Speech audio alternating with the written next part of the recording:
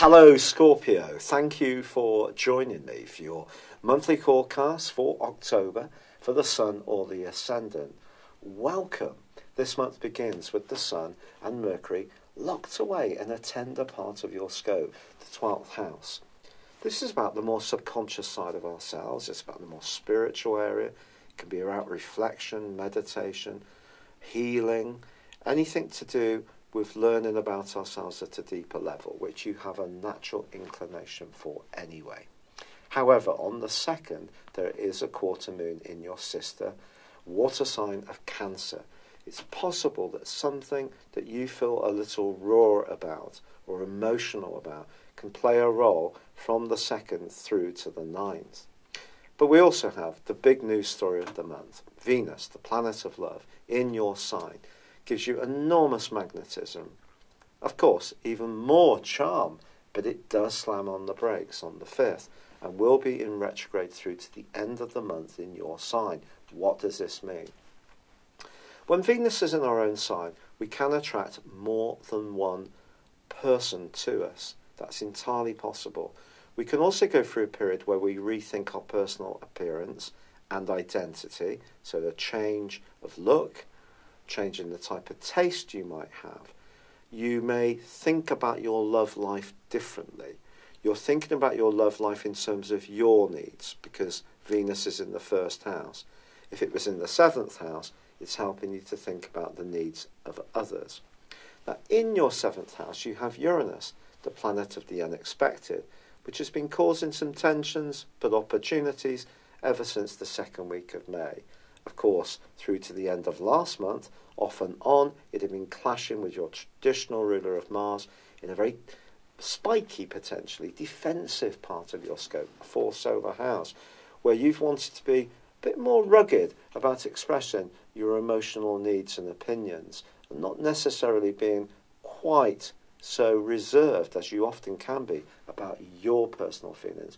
You're certainly frank and to the point about commenting on others, but when it comes to your own feelings, you can be much more private. Now, Venus and Mars are clashing in the first 2 weeks of this month, so it's not just this retrograde. What does this mean? Mars in the 4th house is about family, emotions, home. Venus in your sign is about you. Finding a balance between those two areas, between the feminine and masculine sides of your personal expression, is the key, but also how you're receiving information from others. Now, on the 10th of this month, Mercury moves into your sign, and I think that's going to be a real asset, because Mercury in the 12th house can make us a little bit anxious. It can see us circulating ideas and not checking them, so it can lead to sort of thinking things down a little bit. Once it moves into your sign, you can move into the present more. You're expressing your thoughts more lucidly. It can help to overcome some of the slowdown of energy that Venus retrograde will create. But on the 10th of this month, on the 9th of this month, we have the new moon. Mercury moves on the 10th. But on the 9th, that new moon is highly complex. The new moon in the 12th solar house is probably one of the tenderest of all the new moons, because even though it's about fresh starts or really trying to pursue the things that we feel will bring us greater happiness and contentment around our emotional life, the moon's about receptiveness.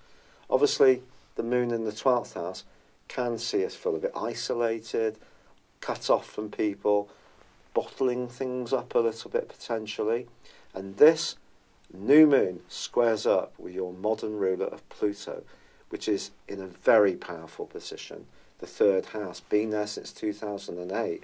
In that time, you've probably got yourself much more active in your mind or your body, it just depends, or the way you've engaged with the world has become more intense. This creates a 12th 3rd house situation, something that may be quite controversial or a bit delicate may come into the open in the following month, and it may be you can't control it however much you try. Then again, it could be you who's pushing something into the open that those around you have been resistant to you. Just depends on your completely unique situation. Also, Neptune which has been bringing some magic to your romantic world and also your personal expression since 2012, that's tangling with this new moon too, and not in a very easy way. So you've got 12th, 5th house energy. Confusion around your love life is possible. I can only tell you what's going on in the heavens. I'm not negative, I'm just honest. And of course, some people on YouTube are absolutely wanting to say the positives, and bless them, that's up to them. But I'm just telling it as it is.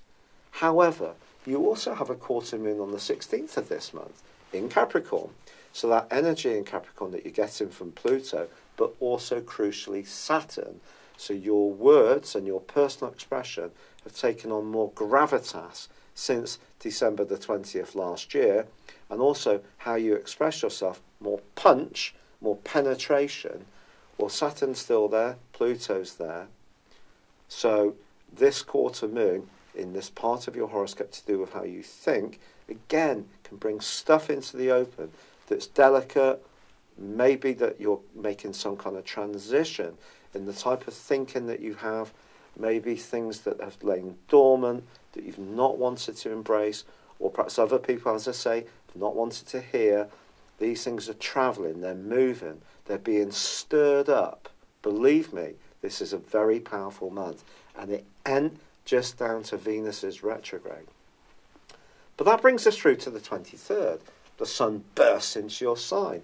You're going to feel a much greater sense of physical certainty. You're going to feel bolstered from a point of view of vitality. You're not going to feel so anxious.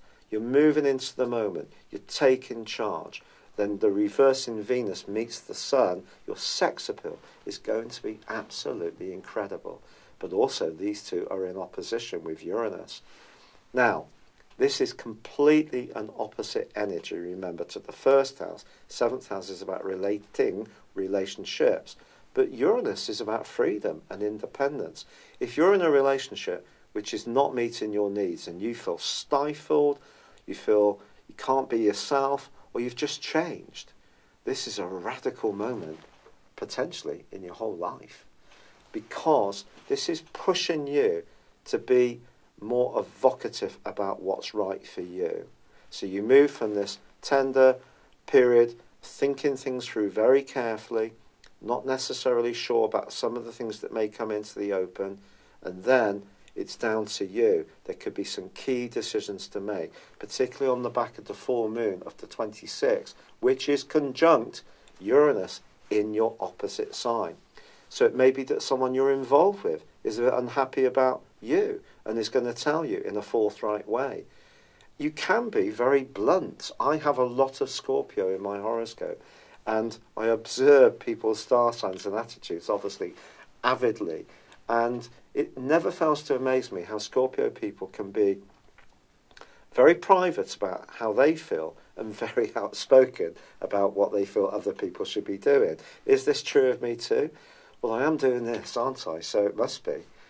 But this is a strength as well. But integrating your feelings and telling people how you feel and not feeling you have to squirrel them away out of sight is part of your transformation as a person with all that energy in the 3rd house. It's pushing you to rethink, to be more radical about what you say.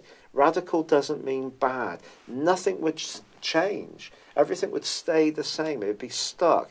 And because you're a fixed sign, you generally like things to be the same.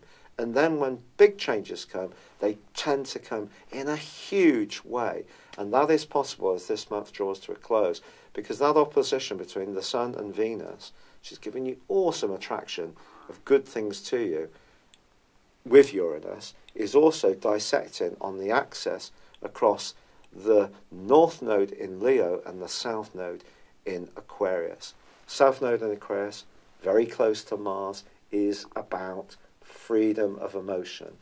The North Node in Leo is about you gaining recognition, acclamation. You need to be heard. It's a kind of mini Jupiterian influence. But we have a grand fixed cross. Something that doesn't want to shift is going to shift for us all, in the world in general. There's big changes coming. And I think things that have been hidden away for you are going to come into the open. And some of it may be about really coming to terms with who you are and saying, this is who I am, being more open about it, and it's absolutely fine. This is the way I am. It's exciting. You can almost regenerate your whole being. But I do think some things that are no longer working need to die and wither on the vine. And no sign understands transformation better than yours. But this is a very important month for transformation.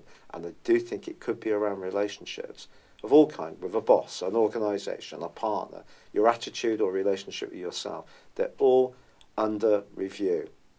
It's been a real pleasure being with you, Scorpio.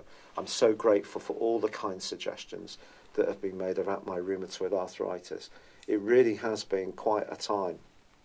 I'm now doing the CBD oil, been doing the turmeric, been doing that for some while. Found out it works better if it's heated, so putting it in soups and tea, using ashwagandha as well, and also serapes, and that's, I think, helping a bit. But I have taken the first lot of medication and it hasn't worked. So they want to put me on methotrexate. And if you know anything about rheumatoid arthritis, you know it's got a fearful reputation. It's a chemo drug. So we have to see how I do. I've got the next 3 or 4 weeks to try and test out the natural stuff just that bit more.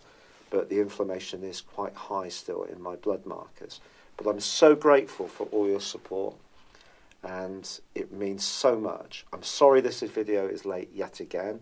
And I will endeavour to do better next time. But for now, good luck and goodbye. Hello, thank you so much for watching my video. I'd love you to join me at my Horoscope Ace app. You can find this at www.horoscope-ace.com. You can use it through Android, iOS, Apple or Facebook. Check out your ascendant or your moon sign, or download your free birth chart. There's all your favourite videos, plus there are daily, weekly, monthly and yearly horoscopes for general, love, Chinese and Indian astrology. If your passion is tarot, there's my brilliant 3-card money or love tarot readings too. And it's all there at www.horoscope-ace.com. Thank you.